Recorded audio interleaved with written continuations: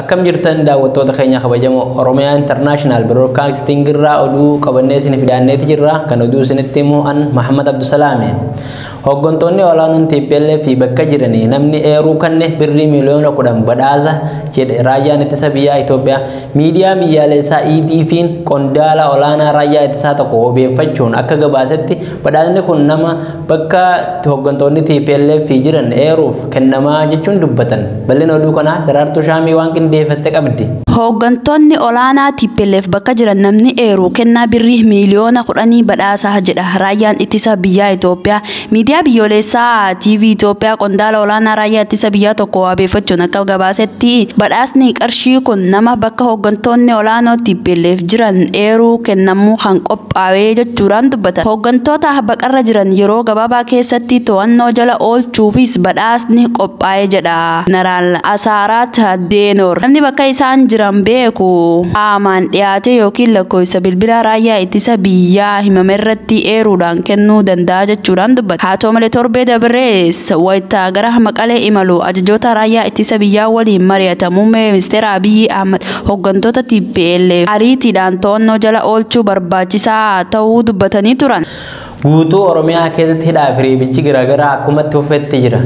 Kanaan wal qabatee magaalaa Amboo keessatti nama maqaan isaa Girmaa Balaa jedhamu sababa tokko malatti mana hidhaa keessatti dararamaa jiraachuun dubbatama. Bal'ina oduu kanaa akka ta'an simbiraan geenya.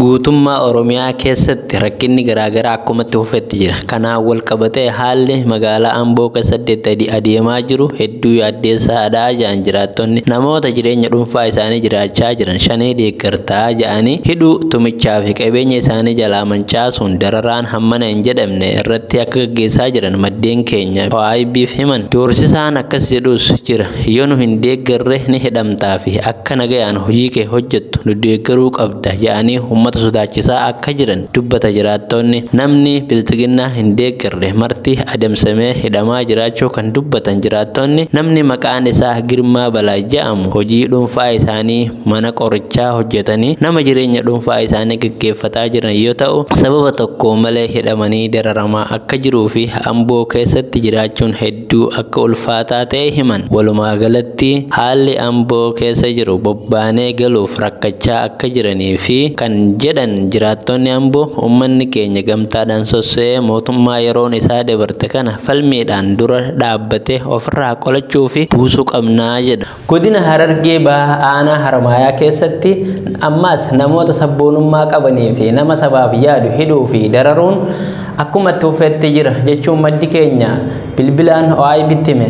Akkasumas nama Iskaandar Hassanee jedhamu bulchaa araddaa kan ture sababa tokko malatti qabanii hidhaa jiraachuun dubbatama. Bal'ina oduu kanaa ammas Daraartuu Shaamii waan qindeeffatte qabdi. Harargee Bahaa aanaa Harmaayaa keessatti ammas namoota sabboonummaa qabanii fi namoota sabaaf yaadu hidhuu fi dararuun akkuma itti fufetti jira jechuun maddi keenya OIB'n bilbilaan dubbise OIB'tti himan. Nama Iskandar Hassanee jedhamu bulchaa araddaa qeereensaa kan ture sababa tokko maletti qabanii akka hidhan dubbatan. Namni kun nama sabboonummaa fi nama sabaaf yaadu kan ta'e yoo ta'u yeroo bulchaa araddaa ture sanittis PP akka deeggaruu isaa dhiibbaa akka irratti godhaa turan himan. Sababa dargaggoon kun PP deeggaruu didee qofaaf aangoo irraa kaasuudhaan akka doorsisaa turan himan. Ergaa ji'a 3 oliif qaama mootummaatiin barbaadaa turaniin boodatti qabanii mana hidhaa achuma aanaa Harmaayaa jirutti qabanii akka hidhan dubbata. Gaafa mana hidhaa geessan sanillee mana hidhaa keessatti akka malee tumuudhaan yeroo rakkoo adda addaa irra geessisaa turan sanitti namoonni mana hidhaa keessa jiran sagalee tokkoon dura dhaabbatanii akka irraa dhorkanillee kan himan yoo ta'u namoota mana hidhaa keessa jiran tasgabbeessuudhaan isa namoota irraa qobatti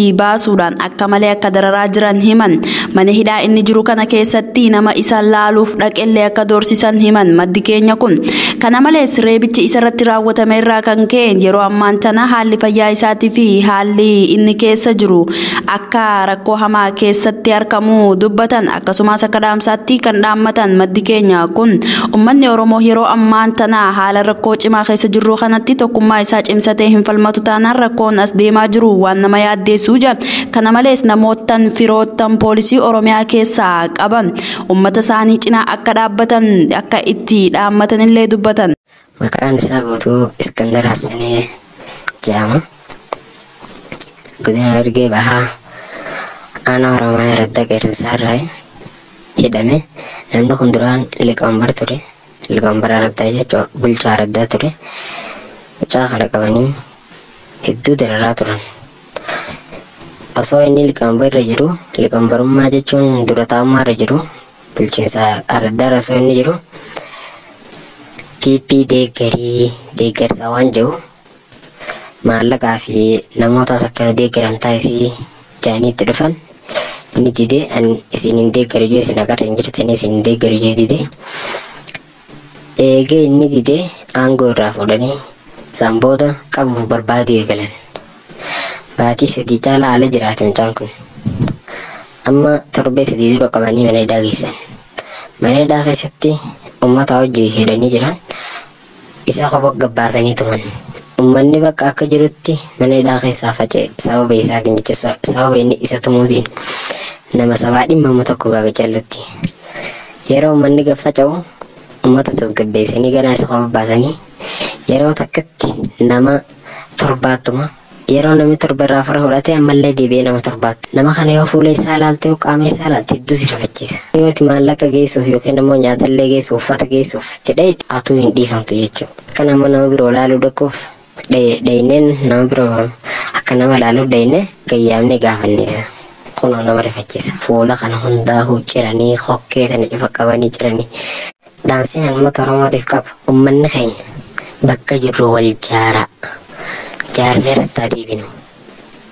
Jaarmee irratti haa deebinu. Nama jaarameetu mirga fi falmachuu danda'a. Nama jaarameetu gabroonfataaf irraa kaasuu danda'a. Sanii achitti ammas waniin dhaamaddu namuu firaa keessan kan poolisii Oromiyaa keessa jiru.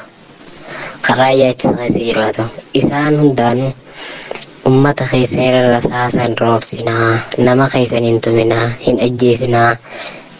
Oromoon dhiiga keessan hin ajjeesinaa. Jaatti naaf hima. Wanni guutuu Oromootti dhaamaddu immoo tokkooma wal jaaraa namuu keessaa wal jaaraa. Tanaan isin jaa galatoomaa. Baha Oromiyaa aanaa Kombolchaa fi aanaa Meettaa gaara mul'ataa keessatti shanee of keessaa baasaa jechuun uummata doorsisuu fi hidhuun akkumatti uffatetti jira. Haaluma kanaan Oromoo amantii walitti buusuuf aanaa Meettaatti shirri mootummaan diriirfamaa akka jiru maddeen keenya OIB'tti himan. Bal'in oduu kana lalisaa sabaa akka ta'an simbiraan ga'a. Guyyaa kaleessaa godina Harargee bahaa aanaa Kombolchaa magaalaa Malkaaraafuutti ABO shanee of keessaa baasaa jechuudhaan waraana mootummaan uummata nagaa doorsisuu fi yoo shanee hin baafne waan Tigraay mudate isin irratti raawwata jechuudhaan uummatatti dhaadachuu sodaachisuu fi doorsisaa ooluun dhagahameeti jira. Kanuma wal qabatee godinuma Harargee bahaa gaara mul'ataa aanota jiran hunda keessatti abboottiin araddaa fi bulchitoonni aanaadhaa uummata bahaatii gaara saqattahaa shaneetu nu seene jechuudhaan ummata doorsisuu fi kan dide ammoo deeggarsa isaanii qabda jechuudhaan hidhaaf reebicha itti fufuun beekameeti jira. Akkasuma godina Harargee bahaa aanaa Meettaatti Oromoo amantiin walitti buusuuf amantaa dahoo godhatanii akka socho'aa jiran argaa jirra. Kanaaf nuti Oromoon lafaas lafees walitti qabna jibba diinni tokkummaa keenya diiguuf akka deemuu jiru hubattanii akka dura dhaabbattan jechuudhaan maddi keenya OIB'tti himeeti jira. Dhaabbanni mootummoota gamtoomanii namoota nagaa sababa lola Tigraay miidhaman gargaaruuf deeggarsa yeroo balaa doolaara miliyoona 35.6 gumaachuun beeksise. Bal'ina oduu kanaa akka ta'an simbiraan geenya. Dhaabbanni mootummoota gamtoomanii namoota nagaa sababa lola Tigraay miidhaman gargaaruuf deeggarsa yeroo balaa doolaara miliyoona 35.6 gumaachuu beeksise. Lola humnoota mootummaa federaalaa fi TPLF jidduutti sadaasa 4 naannoo daangaa Tigraay keessatti eegale torbanootaaf geggeeffame. Namoonni hedduun du'anii miliyoonaan kan lakkaa'aman fedha deeggarsa namoomaa atattamaan argachuuf saaxilamaniiru. Arjoomaa maallaqaa kanaa keessaa miliyoona 25 kan ta'u namoota nagaa lola kanaan madaa'anii fi miidhamaniif qoricha, wanta nyaatamuu fi bishaan dhugaatii dhiyeessuun akka oolu dhaabbatichi ibseera. Dabalataan miliyoona 10.6 kan ta'u ammoo namoota lola kana dhiyeessuun gara biyyoota ollaa Suudaanitti baqatan kanneen kumaatama hedduun lakkaa'amaniif dahoo tajaajila fayyaa fi bishaan dhugaatii dhiyeessuuf akka ramade dhaabbatichi ibsa kaleessa baaseen beeksisee jira. Qindeessaan deeggarsa bayyanachiisaa yeroo balaa dhaabbaticha Maark Laakkook lola torban jahan booda miidhamni namoota nagaa guddaa ta'uu dhagahaa jirraa jedhan. Lolli akka kanaa takkaa to'annaan ala taanaan dhaabuun rakkisaadha. Lubbuun darbe deebisuun hin danda'amu. Roorroon inni uumuus yeroo dheeraaf ture. Ammaan tana daa'imman deeggarsarraa adda citanii jiru. Amma danqaa malee isaanii dhaqqabuu barbaannaa jedhanii dubbatan. Maallaqa amma dhaabbatichi arjoome kanaan deeggarsi dhiyaatu hunda dura dubartoota, daa'imman, jaarrolii fi kanneen miidhaman qaama qabaniif dursa akka kennamu dhaabbatichi beeksiseera. Lola torbanootaaf humnoota mootummaa federaalaa fi TPLF jidduutti gaggeeffameen namoonni dhibbaan lakkaa'aman du'uu kaan kumaan lakkaa'aman ammoo qeerraa buqqa'uu fi miliyoonaan kan lakkaa'aman ammoo fedhii deeggarsa namoomaa atattamaan saaxilamuu dhaabbatichi ibseera. Baqattoonni naannoo Tigraay irraa Suudaanitti baqatan 50,000 ta'an keessaa walakkatti kan siqan daa'imman ta'uullee ibse. Guyyoota duraa